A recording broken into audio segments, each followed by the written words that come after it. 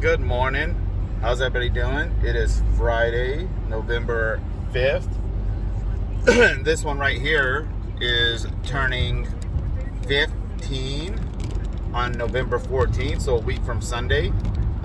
We are super excited about that. And my son just had his birthday and turned 11 on October 25th. So a lot going on in our household. We're excited. But I just wanted to talk to you a minute on this Friday morning about faith. And I want to encourage you that you exercise faith every single day. The moment that maybe not every day, but the moment that you get in your car and you type in a GPS and you say that you want to go to a destination and you begin to drive, you have faith that GPS is going to send you exactly where you want to go.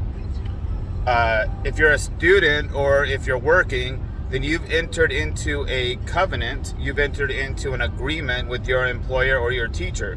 For a student, it's the syllabus. The syllabus is your agreement that if you do these things, then he'll give you this kind of grade or judgment. For an employee, it is if you do these things, I will pay you this amount of money. It's your agreement or your judgment on how you're performing.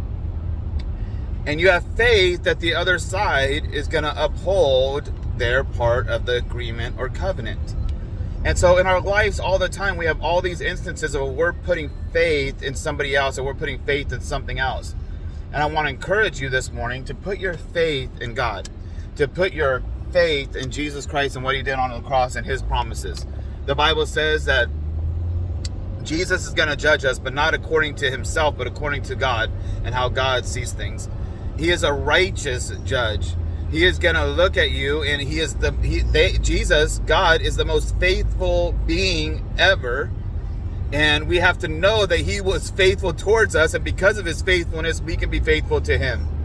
And so we have to put our faith in. We have to understand and know that when he gives us a destination, no matter what we face in life, no matter what we're going through, no matter the trials or tribulations or where he sends us, we will get to that destination. The Bible says he is faithful and just to complete the work that he has started in us.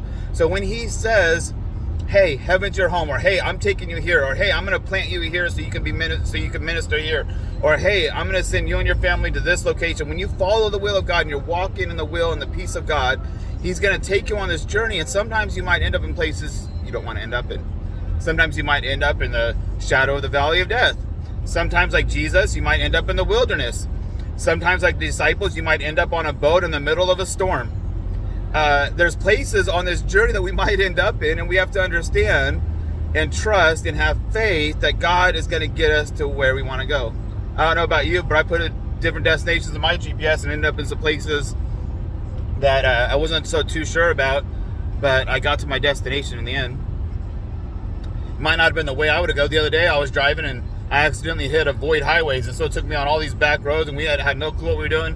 We would have still got there. So if God has spoken to you and given you a faith vision, if he has spoken in your life and given you a destination of where you're going, the Bible says that it was accounted, that because Abraham believed in God, it was accounted to him as righteousness. Abraham's belief, Abraham's faith was accounted to him as righteousness.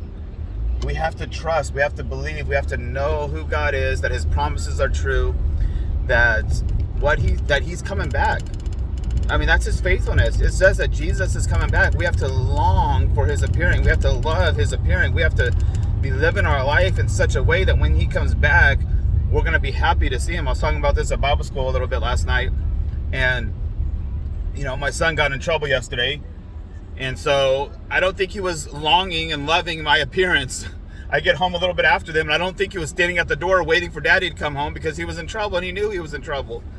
And that's how it is when we're living in our sin and we're living outside of the will of God. We're not looking for his appearance because we aren't excited for it, because we know that there might be judgment, that there might be these things. But God has enough grace where he's still going to love us. He's still going to show us his mercy if we continue to walk in him and trust and believe and try to follow his will. The Hebrew word for faith, I don't remember exactly what it is, imana, something like that, I don't know. But it also means like faithfulness. So it's faith and faithfulness. It's not just enough just to say we believe, but it's also to walk in it. It's an action. We have to have faithfulness to Christ. And so I challenge you today, and no matter what you're doing and no matter how you're living, turn to God and focus on Him and only Him, and have faith that He has you on the destination you're supposed to go to. Like I put out that message on Monday, that you're God's arrow, and He has pointed you. He has put you in His bow, and He has knocked you, and He has pointed you, and He has shot you out. And if you're living in His will, you will hit your destination. God doesn't miss. So just trust in Him, have faith in Him, know that you are called for a purpose, that you've been called, that He has a plan for you, and that you cannot even imagine what that might look like or what that might be. But if you stay in His will, it will be done. I love you guys. I hope you have a wonderful weekend. Get to church on Sunday. Be excited about church. Show up, filled up, fired up, prayed up, ready to serve, ready to minister, ready to just encourage one another. Let's make sure that our communities are strong, because we are better together. I encourage you today to just send somebody a text, give somebody a call, somebody you haven't talked to in a while. Go all the way down to the bottom of your message list, if you don't delete them all the time, and see somebody that you haven't talked to in a while and just encourage them. Send them a verse, just say I love you. Do something today for somebody else and encourage them in their walk with God. And if they're not walking with God, encourage them that God is still there. The good news is still for them. Love you guys. Have a wonderful day. Happy Friday. And here is my beautiful, still 14-year-old daughter who's going to stay by. Bye. Bye.